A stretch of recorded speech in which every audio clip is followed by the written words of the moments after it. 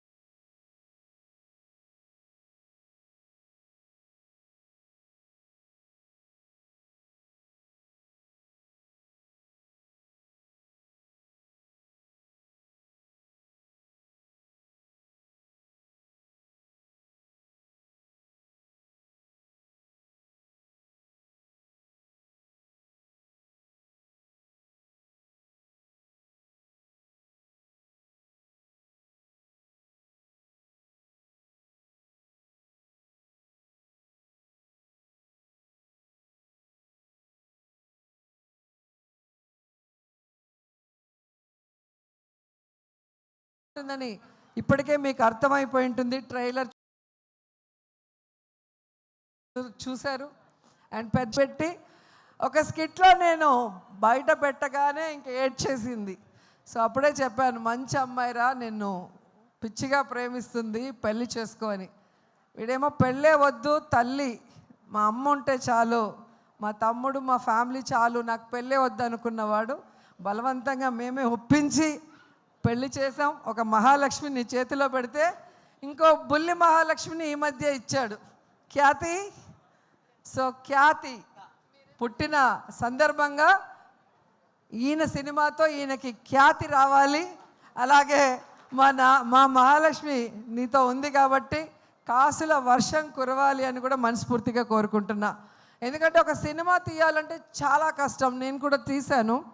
So రూపాయి కూడబెట్టిన డబ్బుని ఈరోజు తన డ్రీమ్ అయిన ఈ ప్రాజెక్ట్ మీద ఖర్చు పెడుతూ తన ఇంటిని అన్నీ కూడా ఈ సినిమా కోసం త్యాగం చేశాడు. సో అలాంటి రాకేష్ డ్రీమ్ని మనం ఫుల్ఫిల్ చేస్తూ ఈ సినిమాని సక్సెస్ చేయాల్సిన బాధ్యత ప్రతి తెలుగువాడి మీద ఉందని కూడా కోరుకుంటూ, జబర్దస్త్ టీంలో చాలామంది ఈరోజు ఈ సినిమాలో యాక్ట్ చేశారు. ధనరాజ్ కానీ, గడ్డం నవీన్ గారు కానివ్వండి, రచ్చ రవి, తాగుబోతు రమేష్, అలా మన వాళ్ళందరూ కూడా రాకేష్కి సపోర్ట్ ఇవ్వటం నిజంగా చాలా హ్యాపీగా ఉంది. సో ఈ సినిమా మనస్ఫూర్తిగా సూపర్ హిట్ అవ్వాలని ఈరోజు వచ్చి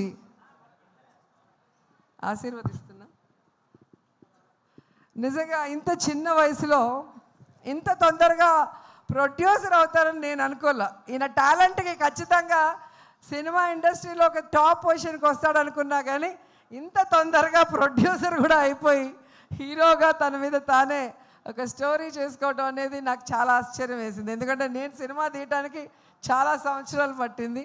సో చిన్నవాడైనా మంచోడు కాబట్టి ఇంకా నువ్వు భవిష్యత్తులో ఇలాంటి మరిన్ని సినిమాలు, మంచి సినిమాలు చేయాలని మనస్ఫూర్తిగా కోరుకుంటూ నాకు ఈ అవకాశం ఇచ్చినందుకు అందరికీ కూడా కృతజ్ఞతలు తెలియజేసుకుంటున్నాను.